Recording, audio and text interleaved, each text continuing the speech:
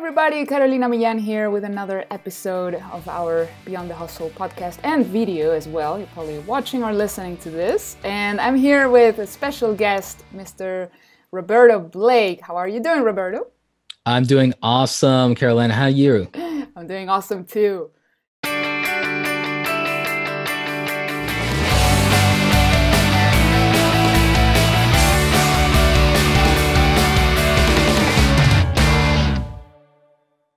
If you don't know Roberto, if any of you guys, any of the 3 or 4 people here don't know who Roberto is, he is the creator of the awesomecreatoracademy.com. Did I say it right? .com. Awesomecreatoracademy.com. He's an educator. He is an expert as well in video marketing on YouTube. And I actually did some consultation with him a couple months back, which was really, really helpful. If you need help with figuring out YouTube, how to beat the algorithm, Roberto is your guy, and he has some really, really amazing content up on his channel for entrepreneurs, for creative professionals, you name it. Love your content, man. Thanks so much. So we're here to talk about lots of things. So let's start with, I have a couple questions here for you. Let's share a little bit about you, your background, what you were doing before becoming an entrepreneur. And how you got started, what was your breakthrough, share whatever you want to share to inspire. So I come from a background of creative services. I hustled my way through college. I paid for community college cash because while working at the mall, I was also freelancing, doing graphic design and photography. I was doing the thing that I wanted to do, that I wanted a job in. And then without finishing that, I didn't finish a formal 4-year degree, and I got the job that I was planning to get after graduation. I applied to the company that I wanted to work for as a web and graphic designer, ended up becoming the lead web designer of that company. So I ended up being the senior designer. Went on from that to do freelancing before going to work for an ad agency in Midtown Manhattan. Ended up working for a very small company, the CEO of which vetted me himself, chose me over applicants who were college graduates of Parsons, Pratt, School of Visual Arts, FIT.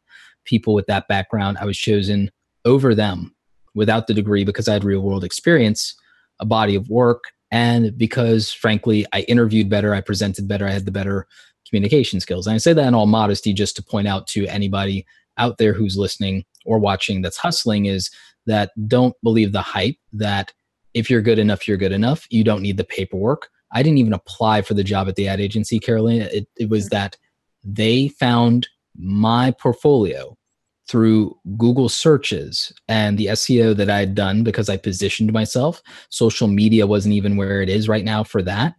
And then I went in and I crushed it in the interview, and I was the one who got the call back.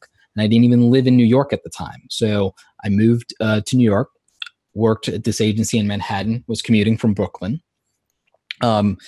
Great clients. It was a small agency, but the big client was HBO. I got to do some other sports stuff. I got to do things like the HBO boxing, the Khan Madonna fight, billboards for the Lombardi documentary. We ended up using my billboard design and my poster for it. The title treatment for the Bruce Springsteen documentary. So I got to do some amazing work, and it was the highlight reel of my design career.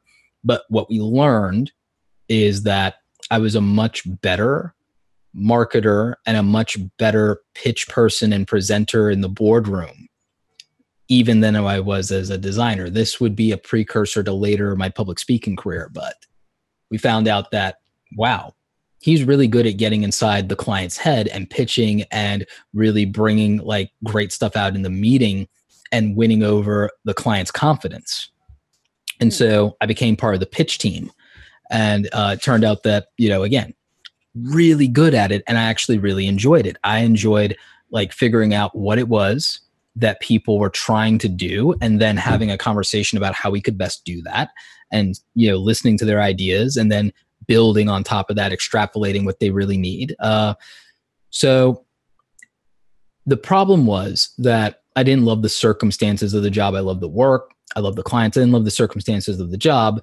And I was very lonely. I was depressed, and I didn't have a lot of outside of work friends. And, you end up having to deal with your mental health at some point. So I end up leaving that. I end up becoming a marketing manager within an IT company that primarily specializes in servers. Do that. Same story. Depressed. Love what I do. Don't necessarily love all the people. Constantly trying not to punch people in the face in meetings. And, when you struggle with that, you realize you have to go your own way. So fast forward, transition from freelancing full-time to really building out and fleshing out what I want in terms of building a business and building a marketing consultancy of my own, realizing that the agency style and skills that I had as a creative service professional and understanding the new age of media and marketing where I was being resisted in the corporate structure, I knew that this stuff was real, but because it hadn't been around for a decade, a lot of people were very full of themselves and thought that what they know and what they've done for the last 20 years is more important than paying attention to what's happening in real time and paying attention to data. I worship at the altar of data when it's in front of me. So, I realized that the data was telling me that you're doing all this work, you're making these people all this money. You could be 10% successful at this. You could be 5% successful at this. And that's a crap ton of money that you're making for yourself and keeping all of it. So I did. And as they would say, the rest is history. But like the context of part of that is I went to YouTube, not really planning to make that a thing. I went to YouTube as an online educator. I went to YouTube because I wanted to share the knowledge and skills that gave me a career and gave me the opportunity to go my own way with other people and teach what I'd learned. That's not something that the college system was going to let me do without getting like an MBA in education or something to that degree.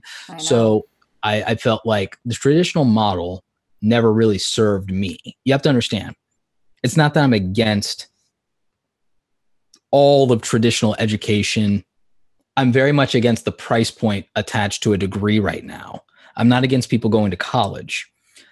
I hate the traditional system on its arbitrary nature and on the inflated price point and on the inflated value that undermines the fact that vocational skills, your body of work, your communication skills, and your ability to deliver value is the only thing that matters. As an employer, as someone who's now hiring, I get to say that without being facetious because it's all I care about. It's all I judge people on. And my clients who are small business owners as well, it's all they judge people on. That paperwork and pedigree still matters to people it still matters to the Fortune 500s of the world. But the small business owners that give the majority of people their first opportunity and their first taste of success, it doesn't matter to us. We only want, let me ask you as another business owner, do you have any interest in paying somebody more because they have a piece of paper versus somebody who's, had experience or has done it? Absolutely not. Like, all I care about is how good they do what I need them to do.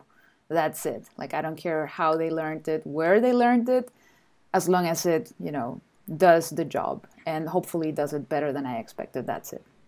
Exactly. That's all we need. And I don't feel like a piece of paper is a shortcut to that. For all I know, you bought it and you showed up, because this showing up thing and someone's consistent, and like, it's nonsense. I went to school. I had situations in my family where people had life and death health emergencies that undermined my attendance. And I could be the best and smartest student. 20% of your grade is attendance. I needed less help, was getting less sleep, and was scoring higher than everybody on a test, and I was getting a lower grade than them. It's stupid. If you're the smartest person in the room, the hardest working person in the room, and you need less help and you're showing up less, you shouldn't get a lower grade. So the idea that 20% of your evaluation of how good you are and how credible you are, that also determines your future and your placement and the way that you're judged, is based on attendance. That's stupid. It's the same thing in corporate America sometimes, where you arbitrarily have to clock in 8 or 10 hours. It doesn't matter. If someone's efficient enough to do it in 2 or 3 or 4, and they're not rewarded with getting ready to leave early, they have no incentive to be as efficient as possible, and every minute counts. And so I'd rather reward efficiency, which is why I do like the freelance model for some people. I understand that doesn't feel stable enough, but it also doesn't, if people are doing flat rates versus hourly, it means that they're controlling their own earning potential, and there's a reward for efficiency, and people only refer good work anyway. So it also disincentivizes sloppiness and just being fast too. Yeah. So it's real meritocracy. And, you know, I come from an immigrant family, like my family's Panamanian Cuban. Like the idea of taking pride in your work and earning your keep and delivering for people, that's kind of ingrained, you know, culturally. So honoring your word and doing what you say you will do and delivering above expectations, doing anything less isn't acceptable. There's shame in that. Yeah. So that immigrant hustle, that immigrant mentality, you know, even when you're the first generation in your family, it's still with you. Mm-hmm. Yeah, 100% agree. And since you brought it up, you know, I have a couple of friends who went to college, got a degree, got a master's degree.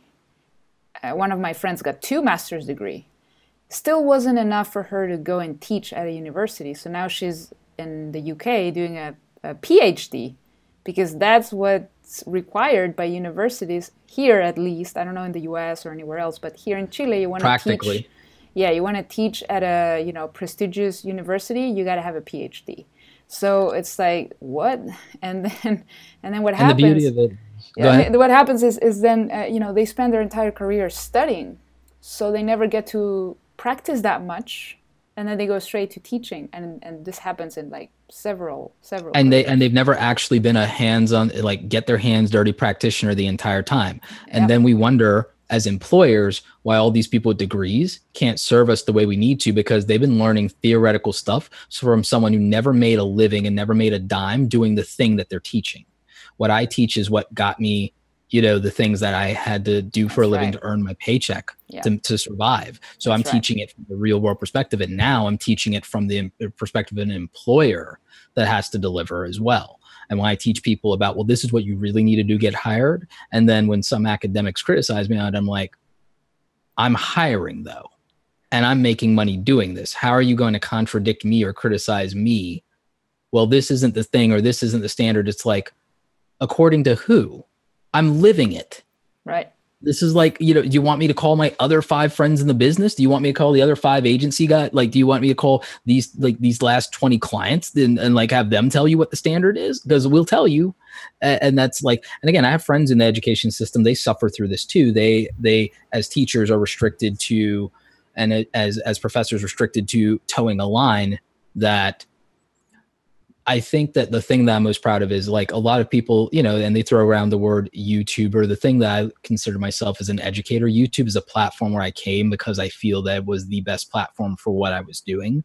And I feel that it's one of the best platforms there are for anybody who wants to share experience, skills, and knowledge. YouTube recently made an outright declaration that one of their top 5 priorities in 2018, this came from Susan Wojcicki, the CEO of YouTube, that investing in and supporting education channels is one of the most important things on their agenda, the top 5 things they're going to tackle this year. And I couldn't be happier, because I feel even for those people who want to pursue teaching and they have a true passion for it, that there is a tremendous opportunity to go to an online platform like YouTube and then build their own thing, like I did with awesomecreatoracademy.com, building off of their brand and their experience. And that they stand to, even if they're going to do it in the off season on the summer vacation, like you could build a real online education business, sell your own access, your membership, your courses, your coaching, and your content directly to the marketplace. Yep. And the people who want to buy it will buy it. And if they don't, they won't refer you, or they'll ask for their money back. And that's real meritocracy. And you can commoditize your knowledge as a teacher and be paid what you think is appropriate instead of whatever they agree to pay you. And I think that, I mean, to be real with you, I make more money teaching than all my friends who are teachers, whether they have an MBA or not. In general, I make more money, and this is not brag, than all my friends who are MBAs. And the reason I say that is to anyone in your audience who's being talked out of whether being an entrepreneur is practical, whether you can follow your passion and use it to serve a higher purpose, a higher calling, what you feel you're meant to do. It can be done, and it can be wildly lucrative. And it's actually more stable than the traditional model that you're being pitched to. And people will criticize it because the majority of people don't do it. And I'll remind you that the majority of people aren't rich either. Nope. So the idea that everyone does it this way isn't a really good pitch, because the majority of people are underpaid, unhappy, unsatisfied. Why be in the majority? It makes no sense. The richest people, most powerful people in the world are in the absolute minority. The country club sells its, its status based on elitism and based on the fact that you're part of a small select group. I like being a small number of people. I don't like being in a crowd. I like being not only a unique individual, I like putting myself in that nice little category of 10%, 1% of people do this, because it's the best place to be, because the majority of people, I don't know, not doing so hot. You said it, man. You touched briefly on YouTube. Let's talk about the state of YouTube as of today, February 13th, 2018. Yes. A few things have gone on this year. Like it's not even 45 days in, and so much has happened. Nope, we're not even at the first 100 days, and good job, 2018. Good job. I know. So let's fill people in from your perspective, and from let's just have a conversation about it. So yeah, what's the state of YouTube? Chaos, absolute chaos.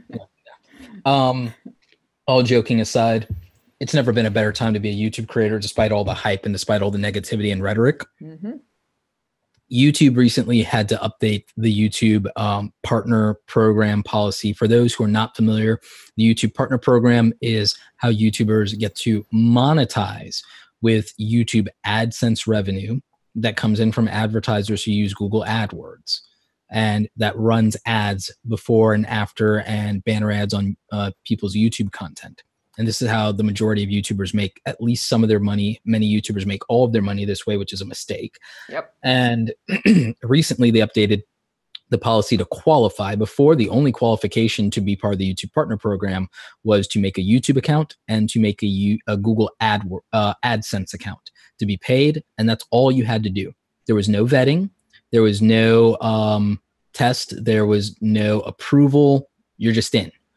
And this happened in 2013. Prior to that, YouTube picked and chose and vetted which channels could apply to the partner program or were granted partner access, but they just opened it up to everybody in 2013, which helped grow the platform and grow awareness of it and attracted some of the top tier creators we have today. But in hindsight, it might have been too generous, or it might have been a mistake. It's certainly a logistics nightmare, because you get low quality content, you have an incentive for bad behavior and bad actors. The update to the policy, timing wise, also happened with the timing of a controversy with one of the biggest content creators in YouTube, Logan Paul, formerly a famous Vine creator when that platform was in its heyday. The timing of a decision that YouTube had decided to make well in advance, because you can't just change a system like that overnight. People have it twisted. He released a vlog that had some controversy around it on New Year's Eve. And this changed. The partner program was announced within the second week of January. Yeah. And this led many naive creators to associate the two things. While YouTube was dealing with how they were going to approach that controversy, they also had to roll out this, because this is the beginning of the year. This is the first quarter of advertising of the year. What we refer to as the January slump, while everyone's getting their advertising budgets approved. And so YouTube, of course, was going to make this announcement at this point in time already. Maybe like they even planned to announce it sooner, and it got derailed by having to also do the housekeeping and PR around the Logan Paul situation. So people are conflating and feeling that small YouTube creators, because I'll get to the policy change in itself in a moment, but they felt like small YouTube creators were being punished for something a big YouTuber did, or something big YouTubers in general have done with regard to their controversies. And that's not the case. The YouTube platform, from an advertiser perspective, which one of my frustrations with YouTube creators is they never think about the advertisers at all. No. As someone who has their own brand, as somebody who's getting ready to run even more ads for awesomecreatoracademy.com and uses the Google AdWords system, uses Facebook ads, uses Instagram ads, did that in corporate America. I used to be Google AdWords certified in corporate America. Like, as someone who's an advertiser and who has clients who are advertisers, I always think about that. I'm not just a creator and publisher. I'm an advertiser too. I'm a brand too. I just had to do an influencer marketing campaign. And I did an influencer marketing campaign. It wasn't a big spend because it was an experiment and I wanted to give some smaller creators a chance. And frankly, they blew it. Whole nother topic. I got 0 conversions on that. Very few clicks, very few, like, it was just an interesting lesson to learn of like what you have to do in vetting creators beyond, and that you can't be altruistic. It's sorry. Sometimes you can't give people a chance, because instinctively I knew better. I was trying to prove myself wrong. And it wasn't that expensive of a lesson. It's like, I already knew where this was going to go, but I was optimistic. Of course. And I wanted to never be said that I haven't given people a chance. That being said, small creators on YouTube, in order to qualify for YouTube ad revenue, now have to get 1,000 subscribers and 4,000 hours of watch time, which sounds impossible when you're a small creator, but realistically speaking, it is not that difficult. It is not that challenging. And if you couldn't accomplish that and that's daunting to you, like the cold, hard truth is, and this is, I usually am much more motivational and positive than this, but I'm going to be very frank about this. If you are crying because you can't get 1,000 subscribers and 4,000 hours of watch time, and you're crying because, well, I can't do that in a month to qualify for the partner program. Well, you could do it by the end of the year. You're not going to miss out on any money. Realistically, you're not going to miss out on any money. If you're crying about this, you weren't going to make it anyway. So and that's fine. You don't need to make it right now. The problem is, psychologically, YouTube creators are saying, well, this is demoralizing, or they move the goalpost, or this is a disincentive. Psychologically, if that's all it takes to discourage you and that's all it takes to get you down. And again, I'm not being mean to people. I've suffered from anxiety and depression. Yeah, I mean, but you're saying it like it is, without sugarcoating. That's it. I'm not sugarcoating it. I don't feel that I feel like I do a disservice to people if I sugarcoat it and if I coddle them, because here's the reality. Yep. If that's all it takes to discourage you, what are you going to do if you got a couple thousand subscribers and then you got a troll, a really bad troll that says the meanest things on all of your videos? What if you got somebody saying they're making videos, tearing all of your videos apart, which is something that would happen if you actually make it on YouTube? Mm-hmm. If you can't put up with the idea that YouTube moved the goalpost, or they changed a policy when you're just starting out, and that they're taking something quote unquote away from you or punishing you when it's not even, you're not even missing $20 like at that point, based on what ad revenue rates are, assuming they haven't gotten worse. I mean, I was telling you, you're not losing anything, and you're crying. You can't even, if you can't handle that setback, you can't handle success either. My first, how many years was it? My first 9 or 10 years on YouTube, because I joined YouTube before Google bought it. I joined in November 2005. And of course, I was not uploading. Which was February 2005, and then she was first year of YouTube. Yeah, so that's when I joined, and I joined not to upload content. I uploaded my first video in late 2006, but it was like a music video clip. I had no idea what I was doing. But anyway, I got my first check for $100 in like 2014. So my first $100 took me like 9 years. Obviously, in 2005, there was no partner program. There was nothing, right? Of course. Right. But bottom line is, today I upload almost every day, and I'm still making like $20 a month. So your point right now about people complaining that, oh my God, I'm never going to qualify, I'm losing all this money. You're not losing anything. Like, you're absolutely right.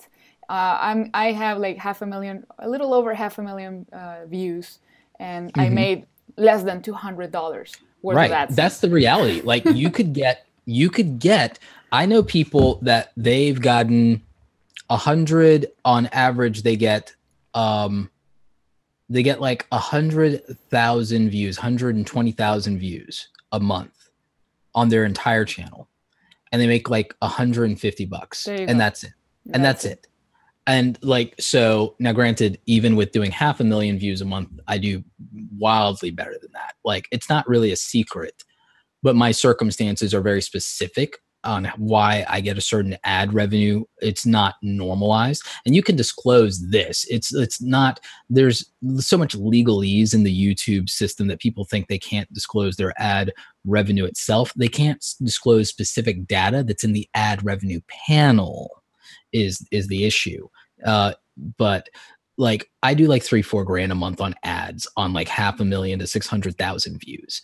That is not normal. That is an abnormal ad rate. Yeah. But there are specific reasons that my channel can earn that ad rate, and it's specific to the data, the audience, and the variables of my channel. There's no normal in YouTube because it's based in data and machine learning. Of course. Every single channel is unique. Every channel's ad inventory is unique, and every channel's viability of audience is unique. And YouTube knows that. The advertisers know that. And as an advertiser, I know how the system works in a way that other YouTubers don't. So I'm able to position myself. And I also know how search engines work because I was a web designer.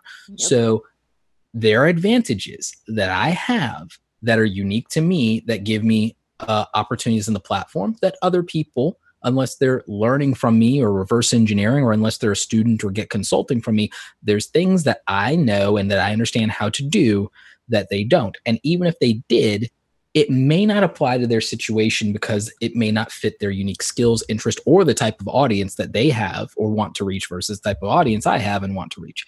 I have an audience that is 94% of my audience is over 18.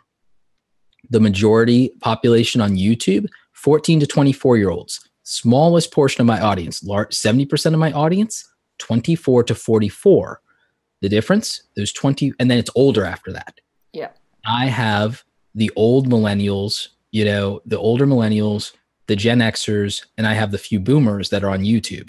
And that's why I have 290,000 subscribers, but my 290,000 subscribers are made up of the older generation that has buying power that can purchase my products and services or purchase the expensive products and services of the brands that I do sponsor deals with. That's right. So my audience is more viable financially on the back end outside of YouTube ad revenue. Whereas if I wanted millions of subscribers, pandering to 14-year-olds will get it done. And it will make me that sweet, sweet ad money until pandering to 14-year-olds gets you banned from the platform or get your ad revenue taken away or get you demonetized, which I guess we're going to come to that point in a minute. But the thing that I want to have people kind of take away from this is this is not me bragging about anything. It's about making the point that there's more than one way to skin a cat, so to speak. There's more than one way to be successful in YouTube. That's why I've been training people to do. That's why, with doing a product launch, for example. And yes, I understand that I'm an online educator, but someone who's a gamer could figure this out too. Somebody who's a beauty guru could figure this out too.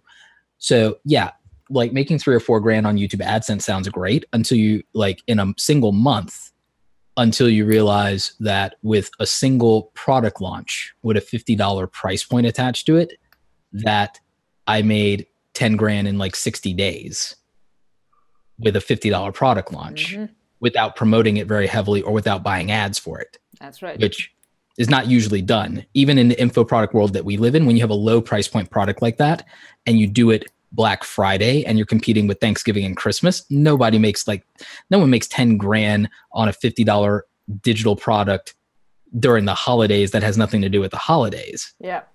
You and I both know that in the info product world, that's we know that. Yes. And without throwing X amount of that money into ads, no $500 Facebook ad spend for me. Nope, which is the norm, to do something like that. Yeah. And didn't do it. For me, usually if I'm going to launch a product, I'll usually go to my warm market, right? People who are already on my subscriber list and my email marketing campaigns.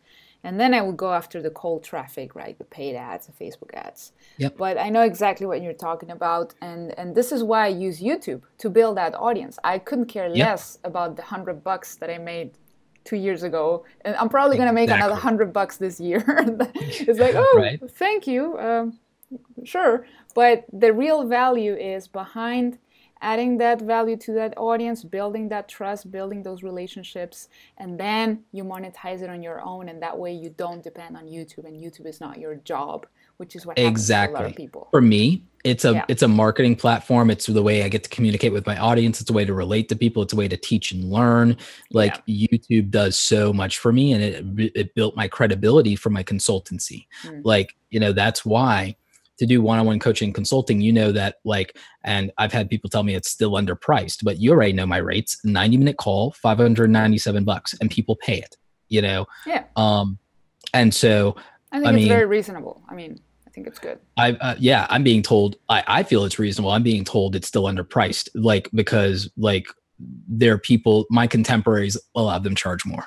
Like, so they're telling me I'm underpriced because they're like, Roberto, don't undersell us. I'm like, okay. But the interesting thing about it is that I wouldn't have been able to justify the price point without proving my knowledge and skills and expertise and that I can do what I do. Yeah. And being able to produce 1,000 videos over the last 5 years and the lessons learned from that 1,000 videos are my credibility. The subscriber count isn't my credibility, except for people whose goal is audience growth. But I have a counter to that.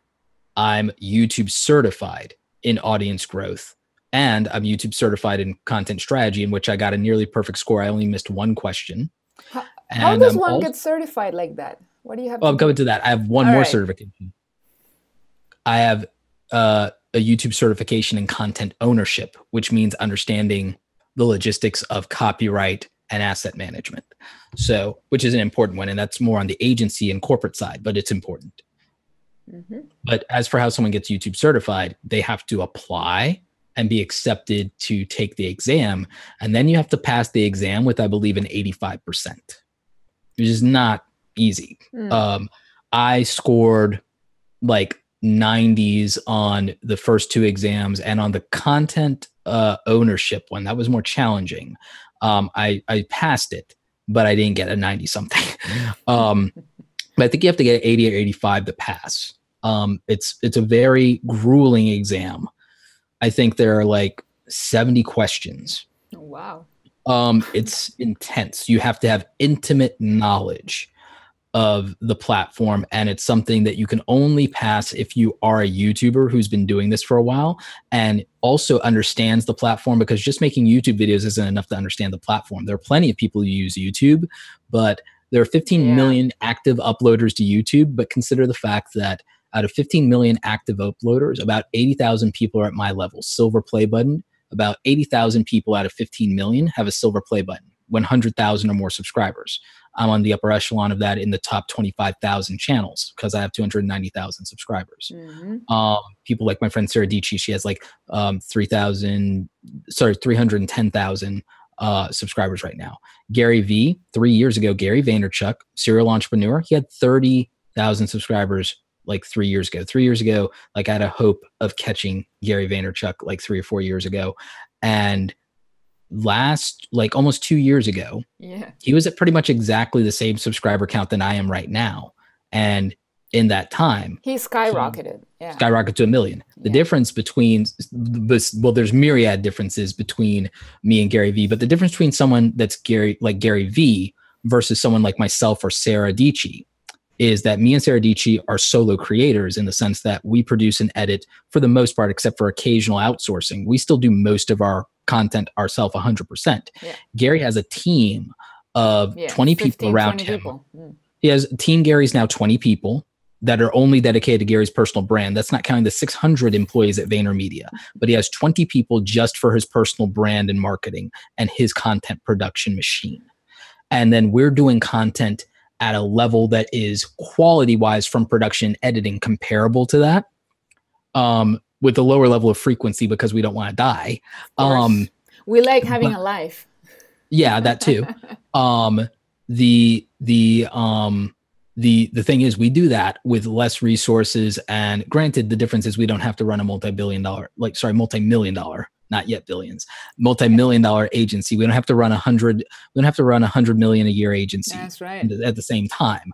But granted, if we did, we'd just hire people then to do our personal brand, right? But like my point being that as solo creators, when Gary had 5 to 12 people working on his personal brand, we still got as far as we did as solo creators, which many people will tell you that is impossible right now. A lot of people tell you that it's impossible. I know people with 10,000 subscribers that have a cameraman following them around and have an editor that they outsource to. But it's funny that, we're still grinding and hustling. Justine has millions of subscribers and she still does everything herself. Yeah, I noticed. She's cool. So I just want people to understand that it's like, just a year ago and change, where Gary Vee was at in YouTube, when all of us, and we all still were looking up to Gary back when he had 30,000 subscribers, because we know the real deal is the real deal, regardless of subscriber count. I know, yeah.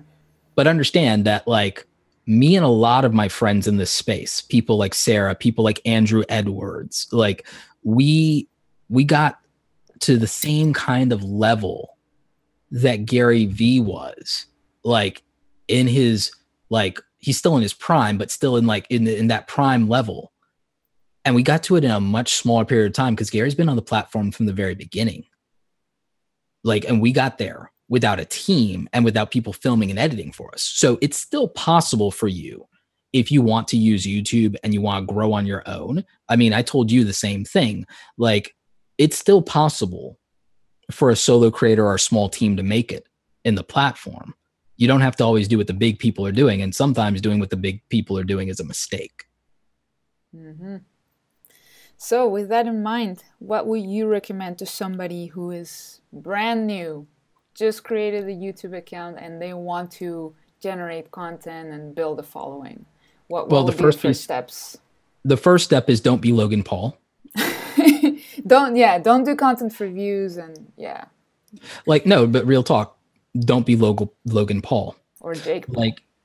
Like they're smart. I've always, and the thing is, I'm like, this is a reverse of what I would have told you last year. Like, because they're smart, they're hungry, and they're driven, and they understand the game. But it's clear to me that they're not the same person that I was observing from afar a year or 2 years ago, or even 3 years ago. Because like, I'm not some new person that's just putting these guys' name in my mouth. Like, I remember 2 years ago at VidCon 2016. Jake was, and I met him for like 5 seconds. He'll never remember me though. We're also in a book because we're both in the book 3 Billion Under 30, and we know a lot of the same people.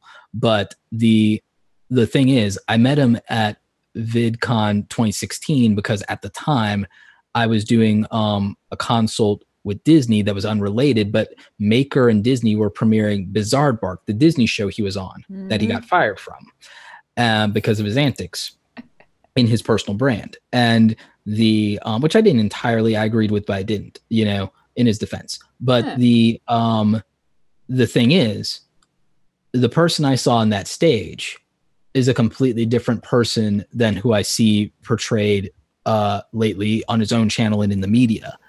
And I feel that it's not so much that fame and success changes people, but in many ways it reveals things of them, and it augments things of them, both good and bad. And then it amplifies what you are, both the good and the bad.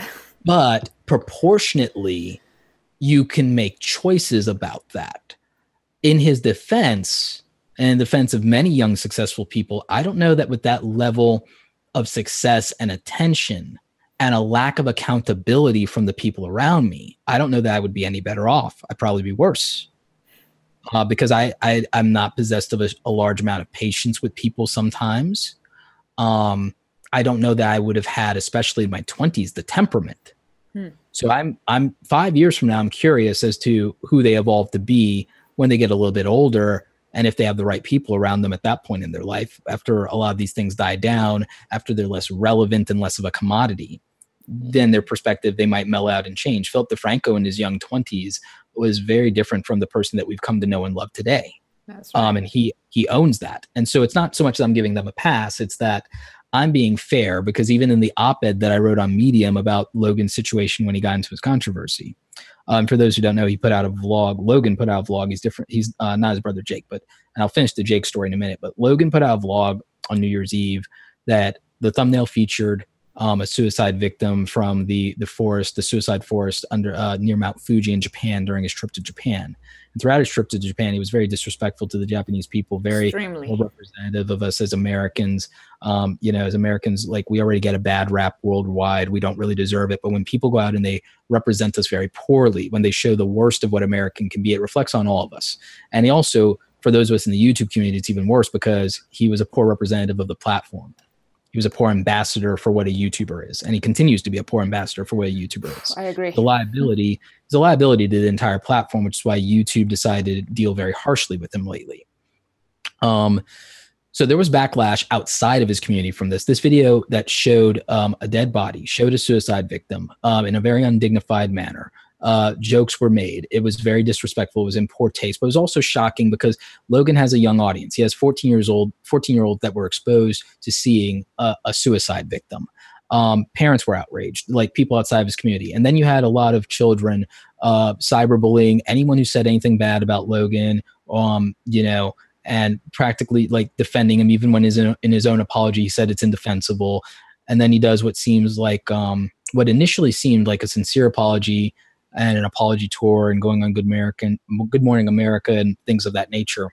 But to quote a line from Mrs. Doubtfire, when Robin Williams' character in Mrs. Doubtfire was having to make an apology in front of the court when he was trying to retain custody of his children, I'm going to say what the judge said. While your remarks seem genuine and sincere and heartfelt, I have no choice but to regard them as a tremendous performance by a gifted actor. Yep. I'm going to paraphrase and caveat that, and let's strike the words tremendous and gifted. That being said, I just feel like it was all an act, because his return to YouTube after doing what seemed like a thoughtful video about that subject matter resorted to antics that included tasering a dead rat, taking his living fish out of its fishbowl and then trying to resuscitate with CPR, like making a mockery of, animal abuse and things of that nature. And I'm not like some rah PETA person or whatever. It's just in poor taste after you just it's common sense. I mean, it's just had controversy, and then you're going to do this. Yeah. And YouTube saw that, well, you have a pattern of behavior and you clearly haven't learned. And so they suspended all advertising revenue on his channel to show advertisers that they won't tolerate this type of behavior, and to show the YouTube community, who has constantly accused them of things like favoritism, that look, we aren't above punishing one of our stars, someone that we have an intimate relationship with. We're not above that. We're going to make sure that, there are consequences and that policies are enforced. And they also brought about some new policies regarding the fact that now they can suspend channels' ad revenue temporarily or indefinitely based on these kind of antics. Now, the ad revenue in Logan's case represents maybe about a third of his income, but still is roughly, people who want to sensationalize it are saying 1.2 million a month. But my projections, based on what I know, is that that's the top line of a range. Yeah. Excuse me. That's actually closer to, realistically, he probably does about 400,000 in ad revenue a month, bringing his total closer to 4.8 or 5 million a year from ad revenue of the 12 million plus he's reported to have made last year, with about a third of that being merchandise. And then based on what his rate card is for social media posts in Facebook and his Instagram and so on and so forth, I know that's where the other third comes from, is sponsorships and brand deals with high profile brands like Dunkin' Donuts and things of that nature. Just like when he was a Vine star, that's how they made their money, because there was no ad revenue. Mm-hmm. So I know that YouTube is only 1/3 of his ad revenue. His merchandise is, a third to half, and then the brand deals are ancillary to that. So people are reporting that top line number in the range. I know better. I don't have his financials, but I know that you always take that conservative estimate in the case of someone like that, especially since he also was removed from the Google preferred tier, which ironically, with a infinitely smaller audience, from his point of view and from his brother Jake's point of view, I'm irrelevant. But with a much smaller audience, I'm in Google preferred and I'm staying there. There you go. I'm advertiser friendly, right? But in all fairness to him, I think that they made the right decision. He doesn't necessarily agree, obviously, but I don't agree with the people calling for him to be kicked off the platform. I don't think he deserves to be kicked off the platform. Many of my contemporaries in the marketing world have been very vocal about the fact that they feel he should be kicked off the platform, especially those of them who are marketers but are also YouTube creators or in relationships with YouTube creators, are like, well, people like you, Roberto, and people like this one and that one, you guys are earnest, hardworking, creators, and your stuff is advertiser friendly, family friendly, and you're not just in it for views or for, pandering to children. Like, this, like, he's a liability to you guys and he misrepresents all of you. And I agree with that. I just don't feel that that means he deserves to lose his voice and deserves to lose access to this platform, because I believe that YouTube is about having a voice and having access. And I feel like it's a place for creators and misfits. And I don't think doing things that are in poor taste or represent bad judgment by themselves earn you losing that voice and being taken out of the ecosystem, the platform, especially when there are people who want you there. Mm-hmm. You know, it's not as if this is hate speech. This isn't as if it's, you know, extremism or any number of things. Yeah. But in fairness to other people, I would say that there are creators who've been punished more severely for less. Oh, such as PewDiePie. Yeah. I feel agree. like he was very severely punished. I felt like there should have been consequences for some of the mistakes made on PewDiePie's part, but not really in and of themselves. And I think that it was a hit piece. First of all, I think it has to be said that he had a hatchet job done on him by the media. Yeah. Like it was a hit piece. It was purposely taken out of context, and YouTubers have a target paint on their back, and he's the biggest one. Mm-hmm. And so, like, people take the criticisms I've made of PewDiePie in the past out of context, because even my stuff gets taken out of context. And my criticism was that I felt like it was short-sighted in, you know, people are coming at you sideways. You're loading, you're handing them bullets, you're handing them a revolver, and then you're painting a red circle on your chest, and then you're wondering what happened to you. Yeah. Like, that was my criticism, is that, you know, you have enemies, you know, people are out to get you. Like, it's a naivete that I think comes from the fact that he's a good person. I think that good people that know that they're well-intentioned don't assume that people will come after them and that people will take them out of context and that people are out to destroy them, because they can't imagine doing that to someone else. I don't think they see it coming.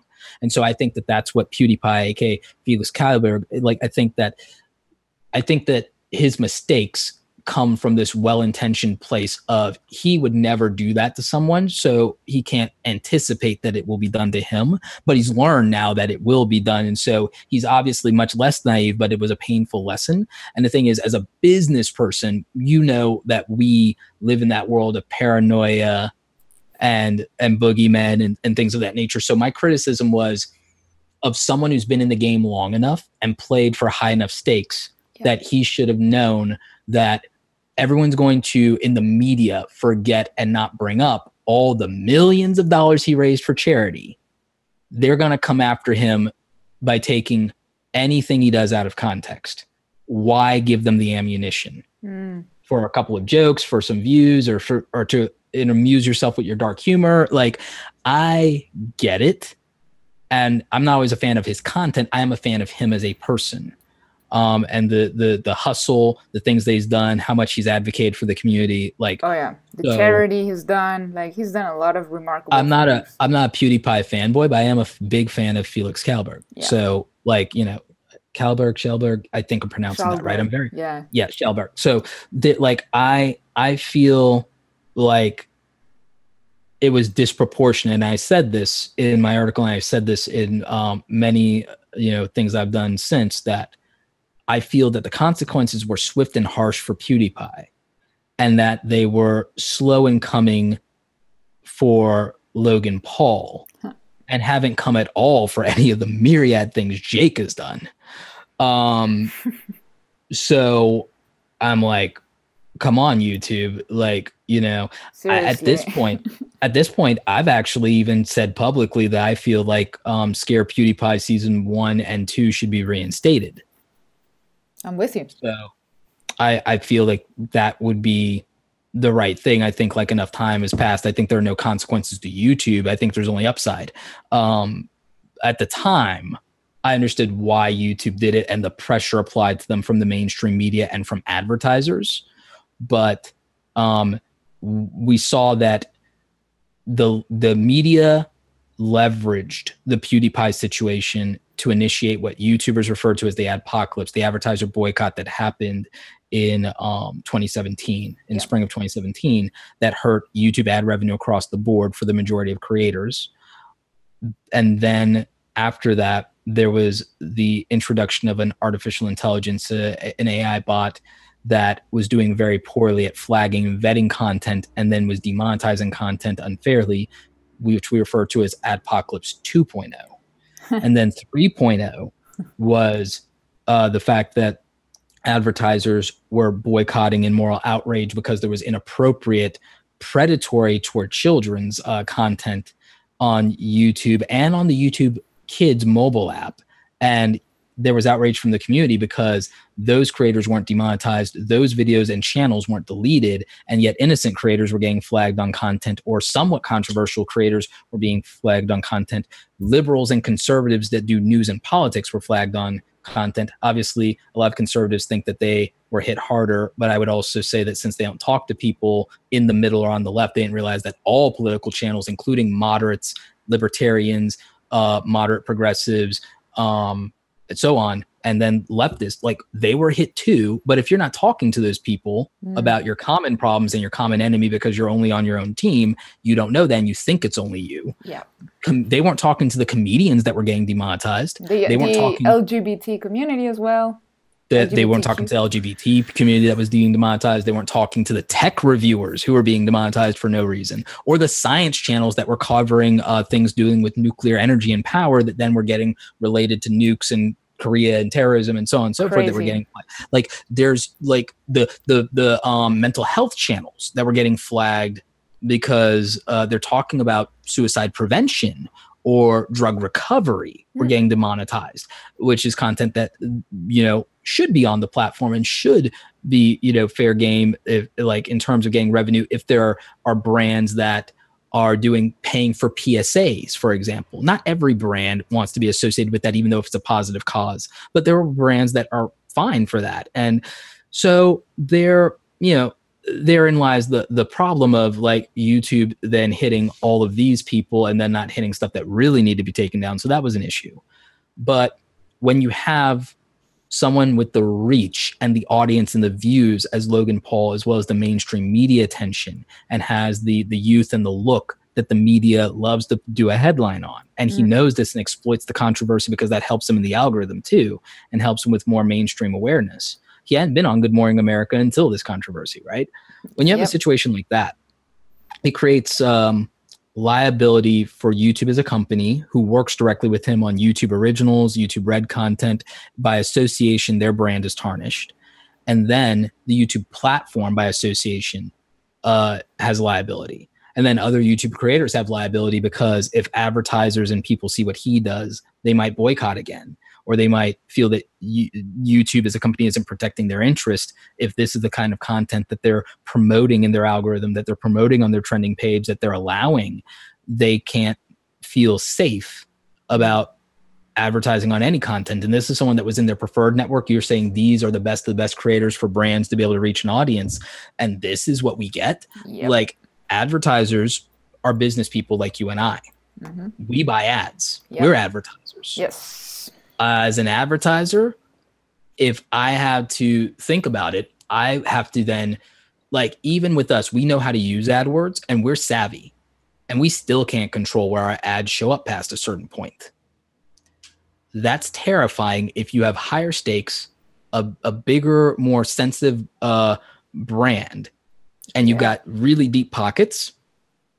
If they're already, and we love YouTube, if our advertiser confidence is diminished in YouTube, and we're creators on top of that, can you imagine the big, like, Fortune 500 companies and what their advertiser confidence must be? And that creates a vulnerability for all YouTube creators, because if there's less ad money, if there's less ads in general in the inventory, there's less ads to go around. Everyone's making less money. Small creators aren't suffering because of anything Logan Paul did. YouTube's always had a problem with the fact that sometimes advertisers look at the fact that their content is playing on smaller channels and they don't feel like those channels represent the reach or the audience, and they're still paying money and spending money. I had that issue as an advertiser. Even as someone who hires influencers, I gave that a shot and I got nothing out of it. So advertiser confidence was already waning in Google and YouTube anyway. The things that happened in 2017 added to that. YouTube was going to change these policies, and they announced it back in the fourth quarter of 2017 before Logan uploaded. So this is not Logan's fault.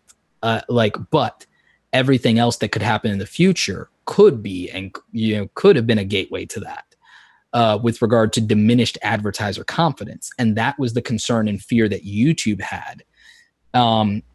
Susan Wojcicki in a recent interview even brought this up, but she also felt and agreed with me that he doesn't deserve to be kicked off the platform for it. But they have to monitor his actions and the actions of their top creators more closely, because it could negatively impact creators at all levels, because they're a representative of the brand. They're an ambassador. I was criticized when I, made my remarks in 2017 about PewDiePie's situation, about the fact that he's the face of YouTube. He is a brand ambassador of YouTube. They have a relationship, and that advertisers associate that. And I got mad hate from his community. 6 weeks later, the adpocalypse happens, and I'm vindicated. Now you have a lot of the same people who criticized me saying that Logan Paul is the face of YouTube, and that Jake Paul is the face of YouTube, and that these are their favorites, and these kids in these YouTube Red series are their favorites, and that represents the brand of YouTube, and that advertisers are going to see that, and they're going to punish the rest of us. The thing I said would happen before it happened. Oh, now we and again, I'm slightly tooting my own horn there, but it's just the point that, as Gary Vee would say, it's important to be historically correct. And it's not that I'm making predictions. It's that I'm looking at things happen in real time. I'm an advertiser. If something turns me off, clearly it's going to turn off my brothers and sisters that are in the advertising and marketing community in the same way. Because, but if YouTube creators are existing outside that bubble, they're not open to that perspective, because they're not being empathetic to the concerns of the people who essentially write their paycheck at that point, the advertisers. And it's a necessary evil, because if you didn't want to be beholden to the advertisers, then there's other platforms you could create on, and that's fine. And I'm not saying be about the advertisers or don't be on YouTube. I disagree with that. I'm just pointing out that if you're going to rely on ad revenue to live off of, you can't ignore it. You can't just go on about your business and make the content you want and expect other people to subsidize your living. That goes against meritocracy. That goes against bootstraps. That goes against all of those values of what earning it means. You're not entitled to YouTube ad revenue. They generously share 55% of ad revenue with us as creators, and no other platform does that. But if we're going to see more Jake and Logan Pauls, no other platform has an incentive to. That's right. There you go. That's the long answer. It is. And I'm sorry for going into a tangent. It's just something that, we've been talking about this for a while. Yeah. It has to be said, and it's good for people who are still not that heavily involved to really get, this kind of insights from somebody like you who's very much into it. Well, we were talking about this. It came from my question about getting started today, right? What would be your next, number one, don't be Logan Paul or Jake Paul. Number two, what would be another piece of advice you would give somebody who's just getting started? They want to do content on YouTube, whether it's, music or the type of content we do, educational for entrepreneurs, do it yourselves. I don't know. What would be start with why? Start with why. Simon Sinek has a great book, Start with Why, and it's an important question. It's why do you want to be on YouTube? Primary example, answer the question for yourself. Why YouTube? Why do you want to be on YouTube? All right. So why YouTube? What would be your answer to that question? Why My YouTube? answer to that why was not Vimeo? YouTube is the second largest search engine in the world. I wanted to teach people. When I wanted to do that, when I was blogging, ranking in Google was important. When you want to train people and you want to teach them a skill or give them advice or encouragement, the biggest video platform in the world, the second largest search engine in the world, is the only place that really matters. There you go. So that was my answer. Was I wanted to reach people. I wanted to teach people. This was the place to do it. That was my why. Now, the problem with many people's situation, and it goes back to my first part of that answer, is that a lot of people want to be noticed. They want attention. They want to be internet famous, or they'll say YouTube is their dream. And that's not That's not a justified answer, because it doesn't answer the second why, which is, why should someone watch you? No one has any interest in fulfilling your dream for you. No one has any interest in making you famous. No one has any interest in making you wealthy just because you want to be wealthy. They have no reason to watch you because they don't know you. You haven't proven anything to them, and they don't know who you are. And you can't make people just care about those things without giving them a compelling reason. So saying that is not enough. And that's not a satisfying answer to many people emotionally, but it is the truth. As cold as it is the truth. Is that people didn't start watching me because they like me. They didn't know who I was. They're watching me because I provided something of value to them first. So if you're a musician, you need attention and you need relevance. Doing a cover or making a funny parody song about something that's going on in the world right now. Like, I mean, if you really wanted to, like, as a musician, for example, if I were an indie musician, no one's going to care about my original songs if it doesn't matter to them. But if I make a parody song that's about Kim Jong-un or about the fact that we're all going to die, because of the nukes or something like that, there's a real chance that if it's funny enough or it's bad, but it's clever and it's funny and I'm enthusiastic, that somebody will share it in Facebook, and then somebody will make a meme of it, maybe in Twitter or Instagram, or somebody will, and then it'll grow and it'll grow and it'll grow and it'll grow, because I tapped into something that's a current event. I tapped into something that is horrifying and made it humorous. So I would do that. Like, I would do something to leverage attention. Mm-hmm. Gary Vaynerchuk just put out a book. Gary Vee just put out a book. I would make a music video parody about the book Crushing It. Mm-hmm. My friend Amy Schmittauer, she's Amy Landino now. She married Vincenzo, another good friend of mine, another social media marketer. She did music videos for, like, I think 3 of the 5 Gary Vaynerchuk books. Like, and they all, like, did amazing, and, like, Gary shouted them out and shared them, and so did his team, and like those That's things cool. Those things can get you attention, right? If you were an artist or a painter, the new season of Game of Thrones is coming. Like, doing that would get you like doing a song about it. If you're a musician, it's like, if you are, I mean, one of my favorite YouTubers. Have you ever heard of None Like Joshua? I don't think so. What kind of videos does he make? He is the biggest nerd next to me on the planet. The difference is he can rap. So, like, None Like Joshua sits there and he does these nerd raps to video games and comic books and anime, and they are amazing. And, like, they get so many views, and it's because he does something based that has, like, current pop culture. Like, he did one about Rick and Morty. He just did one about Dragon Ball. It's so smart. It's so smart that whenever something is happening in nerd culture, pop culture, you see the Marvel movies, and, like, whenever you see something that has that level of attention, and then you do something unique and interesting, even if it's not search friendly, which is like my bread and butter, or most business people, it's our bread and butter. Yeah. This is how, like, if I pivot, it's not like I don't know how you could win attention on the entertainment side. I do. I just felt that I'm much better at being smart and clever than I am at being funny. So there you go. That also touches on self-awareness. Right? Yeah. But I could have been one of the biggest Star Wars YouTube channels if I'd wanted to, or one of the biggest Game of Thrones YouTube channels if I wanted to, because I actually love those things in my downtime.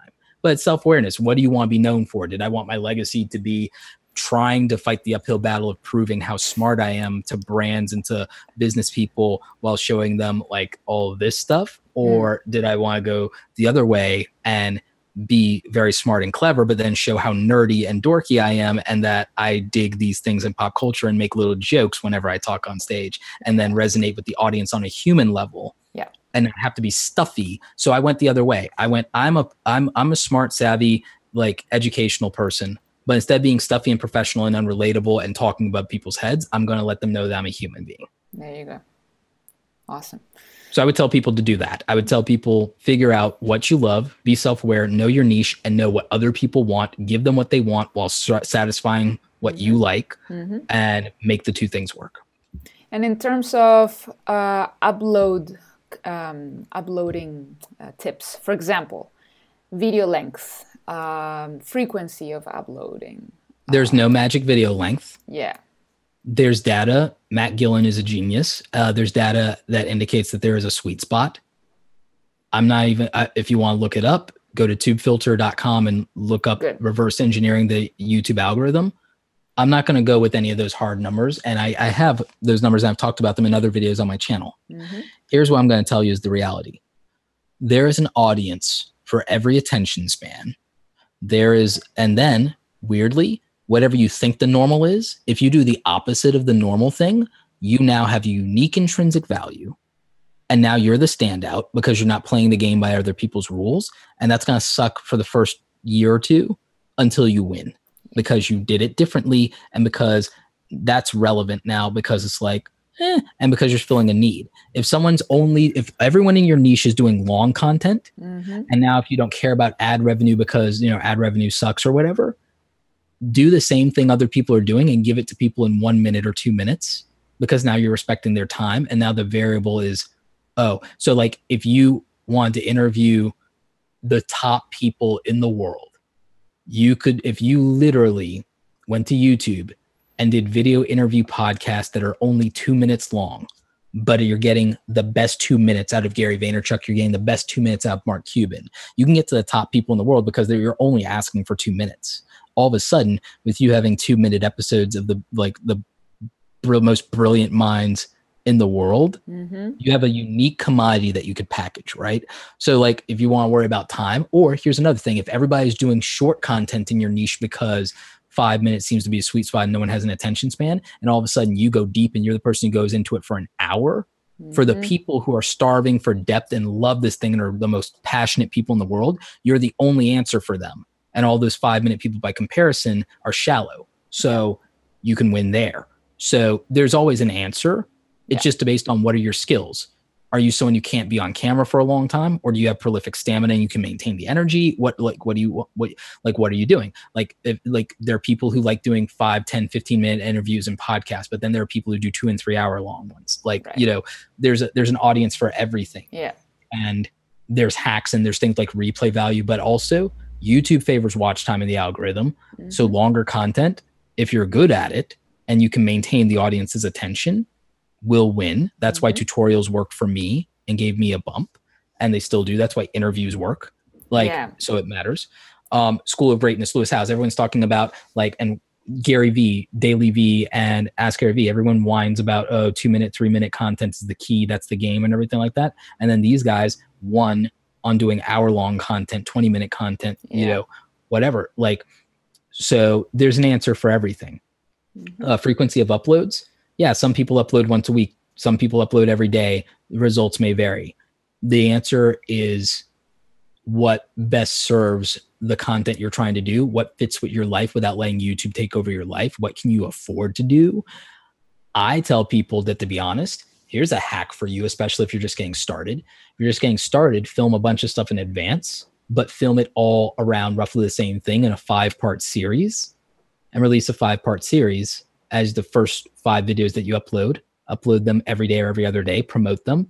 But now you have a series to promote that you can promote all year long, right? Regardless of when the next time you upload is. Upload another 3-part series and do series of things when you're starting out, so that you have some consistency between some videos and you can start to figure out what works, and you can do something that's interesting to you. And it sets the foundation for your channel, because they don't have to be perfect. But the thing is, if people like it, they can watch another one, and they can watch another one, and they can watch another one. And that's going to help you in the algorithm. That's going to help you get your first audience. And it's also something worth sharing. If it's a series, it's much more likely to be shared than a one-off video. And that's human nature. We binge watch House of Cards for a reason, right? So there's that. Or you could make your content an actual show like Gary did with Ask Gary V and Daily V and things like that. And you could decide that you're only going to do 10 or 15 episodes in a season, and that you might do 2 or 3 seasons in a year. And then you have an event. Your channel now isn't about upload frequency, it's about anticipation. And it means that when you're not filming, you can just market the material you already have. There are channels that have farmed hundreds of thousands and even millions of subscribers with a very shallow inventory of content. Mm-hmm. Yep, there you go. So yeah, that's my answer. Very cool. That's good. That's good. Finally, well, we've touched on a lot of topics, and that was really useful, by the way. There was some really cool tips, and I hope you guys watching or listening implement it. At the end of the day is, you know, just put out quality content that you would watch. You know, don't upload something that even you wouldn't watch. Did you watch the interview recently Casey Neistat did with the Chief Business Officer of YouTube? Yeah, the CBO, Robert. Yeah. Yes. What would you have asked him that Casey didn't? What would you have liked to know? I would have leaned into him harder on. He explained it, and it was a good answer, but I still feel like it was a cop out about not him specifically being in charge of YouTube, but not being a YouTuber or not being a creator and not using it and not having never made a YouTube video. But he had experience from the film industry and from production and so on and so forth. Because Casey brought up, and I like the way Casey phrased it, he's like, I've never seen in the industry of television and film somebody in charge of something that didn't have experience and hadn't, you know, actually created something. I've never seen that. The legwork.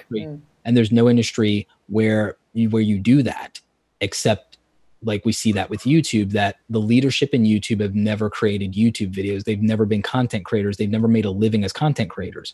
And Robert's answer to that was that he came from traditional media and television and so on and so forth. So it's not like he's never created content, but the digital platform is different. And this platform's experience is different from that. So that's not a good enough answer. And it's not that I need Robert or Susan to become a YouTuber tomorrow, even though Susan started a channel to start to understand that, but she's still not experiencing what myself or Sunny Lenarduzzi or yourself or Amy or Sarah Dici or any of these creators, they're not experiencing it the way we are. And my challenge would be to them is to even use their phone for 30 days, be a YouTuber, try and shoot a video, like take 30 minutes, try and shoot and edit a video and upload it to YouTube every day with just 30 minutes of time. Like a lot of the creators who work a 9-to-5 job, that's all they've got. And I'm like, I'm sorry, give up the 30 minutes with your kid or hanging out with your friends or whatever. Give up the 30 minutes, even though you're a C-level executive. My challenge would be that every single C-level executive at YouTube for 30 days should be a YouTuber in addition to their day job, like so many YouTubers who are starting on the platform. And then all of their decisions will be much more empathetic. And that's the only difference is I would have asked what Casey asked, but I wouldn't have let Robert off the hook for that. Robert made a good point that you need people to understand the technology of YouTube, the logistics of that, and then the business and advertising side more than you need to understand content creation, because the content creators are the best at what they do. And I agree with that. I understand that, but I'm not letting you off the hook for not understanding the product that you sell as a user. You only are a user as a YouTube viewer and you're watching the channels and the things that you like, but you're not experiencing the other half of it, which is being a creator. And you serve viewers, you serve advertisers, and you serve creators. You understand YouTube as a viewer, and you understand what the advertisers want because you're in the business side of things. And you're leaving the third leg of the tripod out because you have never experienced the pain and pleasure of being a creator, and it will change your entire view in leadership. And the only difference between, what Casey said is I wouldn't have let him moved on from that answer without at least issuing that challenge and making that declarative statement of you're still selling a product that you only understand 2/3 of and that you've only used 2/3 of. And I'm not going to let you get off the hook for that one. Good. Right on. Love it. Roberto, thank you so much. Muchas gracias for your time. Had a lot of fun. Do you speak Spanish, by the way? Not as much as I used to. I used to only really speak Spanish with my grandmother, but I haven't really had someone to talk to as much since she passed away with that. And my father, when he was in the military, he was hazed because of his accent, and he was bullied a lot. So he didn't let us speak Spanish at home. He didn't want us to develop an accent. He didn't want us to be, bullied or treated unfairly. He already saw that we were getting a hard time for being the smart kids. And being artsy. He didn't want to add, anti-immigrant and things of that nature on top of that. And that was back in the 80s and 90s. Like, so I can still sympathize with some people today experiencing that. And it's just a shame because I would love to speak, you know, the language of my grandparents and of my father more often. But, you know, now that we're homies, like maybe we'll just talk more. We will, my friend. So I'm gonna add in the episode notes your links to your academy and your YouTube channel so people can check you out, of course. And any closing words for our audience? Closing words, but I'm gonna hook your audience up with something. Cool. Remember I talked about and alluded to earlier that like one of the things that every creator should do is they should diversify and they should make their own products and stuff like that. Yes. Well, I made a product that I alluded to at the close of last year called the YouTube Starter Kit. It's not an online course. That will be something I release at another time. But the YouTube Starter Kit is over 100 Photoshop templates to help people with their YouTube visuals in terms of their channel artwork, which you know represents you, makes you look good, and then your thumbnails, which get people to click and watch your videos. It's your packaging. And it's the thing that so many creators, especially when they're starting out, are horrible at because they just didn't come up in graphic design and marketing and advertising from a visual branding standpoint. It was the thing I used to make a living on. So as someone who did billboards for a living, I took my skills and I didn't just make like generic templates. I literally looked at the designs of like the viral videos, the best stuff in YouTube, and I made some easy to modify templates that people could use Photoshop or free software like photop.com or cheap software like Affinity Designer or Affinity Photo, Pixlr, GIMP, that kind of stuff. And they could modify these templates even without being Photoshop masters. Cool. What I'm willing to do is give your audience an exclusive 20% off code for the YouTube Starter Kit over at awesomecreatoracademy.com. What do you want the code to be for your audience? Why not my name? Carolina. All right. All right. So we will make it Carolina, and that will be your discount code for 20% off. So the link will be down below, and we'll give you guys the discount code, and you'll get 20% off of the YouTube Starter Kit. It's literally over 100 downloads, and we're actually updating it based on response and feedback from the community. And you don't just get YouTube thumbnails. You get channel artwork, end cards, lower thirds. We even have a resource list with 100 ideas for starting your channel. Cool. Free fonts, music, all those things. So 20% off. And I'm just going to hook up your audience. And the last thing I want to tell them is don't get discouraged with your journey as an online entrepreneur. Don't listen to the naysayers who are telling you can't make it or the market's too saturated. Zig when other people zag. Dare to be different. And just remember that you have this unlimited opportunity. It's never been a better time to find your passion, your purpose, and fulfill your true potential. Beautiful. Love it. Same thing from me. So thank you so much, Roberto. And thank you to everybody watching or listening. And if you're listening to the podcast, be sure you are subscribed and leave us a review. That would be awesome. And of course, if you're on YouTube, be sure to subscribe right now and check out Roberto's channel as well. I will be linking it in the description, in the episode notes, and everywhere. Thank you, Roberto. I look forward to meet you again in person, hopefully at some conference somewhere this year. Absolutely. Are you going to be at Social Media Marketing World this year? No. It clashes with another trip I have, but gotcha. I'm sure there will be something else. I know. Have a good day, good evening, good everything. Good afternoon, good evening, and good night. You too. Take care. Bye-bye.